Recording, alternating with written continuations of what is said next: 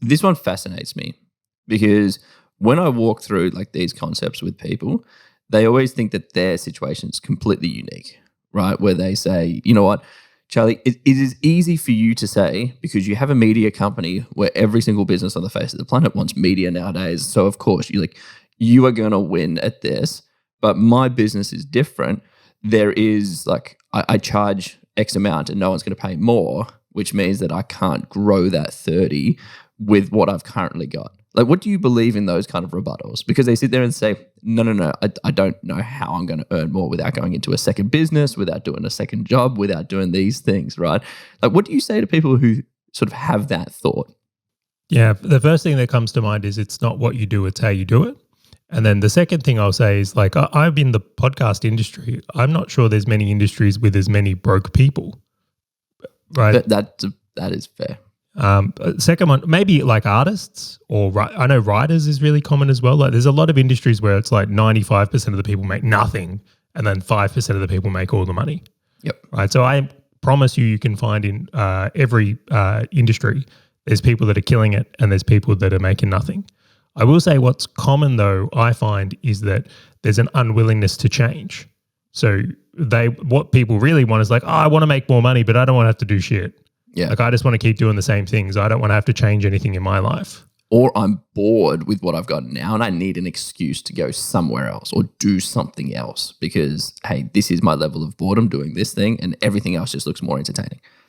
I'll throw in one more I've seen. This is more like in the content creator space. I won't say this is true everywhere, but like a lot of people, I might even use like a restaurant example, right? So it's like if you're the chef and you want to prepare the food and look at it in a unique way, right? That doesn't scale. So if you're going to be an artist and you have to be the one in the kitchen, recognizing that you're limiting things versus franchising like McDonald's. So a lot of people I have found when they want to earn more, then they're stuck in like this artistic zone where they're unwilling to change the way they do things can be a really big trap here as well. Yeah, it's like the key point that I really want to hammer home there is once you sort of understand where you are and then define the goal that you're trying to progress. So in this example, going from 20K a month to 30, which obviously will then go 40, 50, et cetera, is there is that limiting belief that you need to get through because you will look for more entertaining and exciting things just by default, and you will try and use this as an excuse where everything else just looks better, right? You will believe, I've sat at 20K for a year and I bring on a new client every month and I lose a client every month. And this is just my industry. This is how it rolls. It's like, no. There's that complacency kicking in. That's exactly right. And this, I really want to hammer this home because when I first started business, right, I'm like, I'm going to charge less so that I can get more clients and I just ate into profits and did all of these things. But then the best thing that I ever did was go and look at my competitors. And like there were dudes crushing it, charging 10 times more than me, having 10 times more clients than me, driving Ferraris. And I'm like, no, wait, I'm missing something, right? This opportunity is big enough. My business is big enough. I don't need to jump to another business or a shiny object or anything like that in order for me to achieve the defined goal. That is just a limiting belief. If you are in a business, I don't care if you're cutting lawns, I don't care if you're doing media, I don't care what you're doing. I guarantee you there is some kind of baller in that industry who has just figured this out, and you are the only barrier in regards for you to achieve that defined new goal. Like you are it, right? Trust me, there will always be a guy crushing it in every single niche that exists in this world. I find it so fascinating. I love it when I can come to the conclusion I'm the problem. Yes. That's actually the easiest thing to change. Yeah. Like I can't change the weather, for example. So if I come to the conclusion, it's the weather, like it removes my ability to take action. And even then you can do things to harness the weather, but I'm not going to go into that. I'll just put in the challenge, right? If anyone honestly thinks they can't earn more in their business model, message me. I'll find it. I will find it. And if you can't find the baller in your industry, ping me. I guarantee I'll find them. Like, because they're so easy to find. And it should just light a fire up under your butt. Like it is, I am a competitive individual and I will try and compete with anybody. And trust me, that 30K is going to be a low goal when I start seeing some other people floating around. I know I don't want to move away from the topic too hard, but I will say that some people I find set ridiculous goals and they in turn know they can't achieve them, and it becomes sabotaging. So continuing on with this example. If someone goes, look, I'm making 20 grand a month profit right now, I want to make $200,000 a month of profit, but they don't really believe it, right? You might need to set some step goals. So just go from 20 to 30, 30 to 50, 50 to 100, right? And you might progressively do it in that way because you believe it's possible. I noticed in myself, like in my first year of business, I would make goals like, I want to make $1 million profit this year. And like, I was like, that was ridiculous, right, for me. I didn't believe it, and in turn, I didn't take the appropriate actions. So just have some awareness to what you think you can really achieve, I think is a huge one here. But I will put another note on this going, once you get a taste for a higher level of income, you won't want to go back. I become bloodthirsty. The first time, like if you'd asked me like at the start of my business career and everything like that, is like, do you ever believe you can make $100,000 in a month? I would have been like, no, like, well, whatever. Yeah. But now I've had a taste for it, right? It's like, it's something where I'm here, I'm like, no, I refuse to go back. I know this is possible now. And once you, again, build that belief into it, that just becomes your new normal. You've normalized, well, of course you have a Porsche, or of course you have this amount of cash flow. Of course I have this many properties. It's that normalized result. And because it just becomes a new benchmark, right? But it comes back to that first point you said, which is like you have to be comfortable with being uncomfortable. You have to continue to push it. You have to have the network around you to really sort of show you what you're missing. Because if you're just sort of pottering around, just looking at it going 20 to 30, like I'm just going to stay at 30. And then you just wait for us to create another podcast episode talking about push.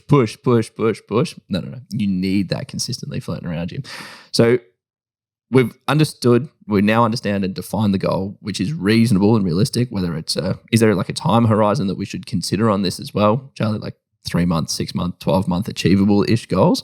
No, definitely. I got to jump on that. I think that's a really huge mistake because like if you haven't done something before, how do you think you can set the timeline? Yep. Like how ridiculous is that? And this is what I can't understand with people that go, I've got to make $100,000 in the next 12 months. It's like, have you ever done it before? No. How do you know that's how long it takes? Like you've got to have, again, I think people, and this is just an opinion, but I'm very strong on this as you can see.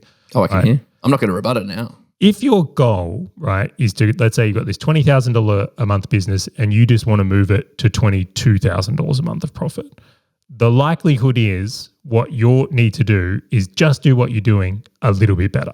Mm-hmm. So just improve your marketing a little bit, cut your costs a little bit. Like the reality is that you probably even have some situational awareness to what that would be. But if you want to significantly move your earnings, the likelihood is you're going to have to change a substantial amount of things. And it's not just going to be get more leads and have more sales. Yep. It's going to be that you might need to make some significant changes. So when you get to this part here of going, okay, well, the how, the what, the how, this is where it's like you need to develop a business that supports the result you want to create here. So if you want to earn $50,000 a month, your business model needs to support $50,000 a month.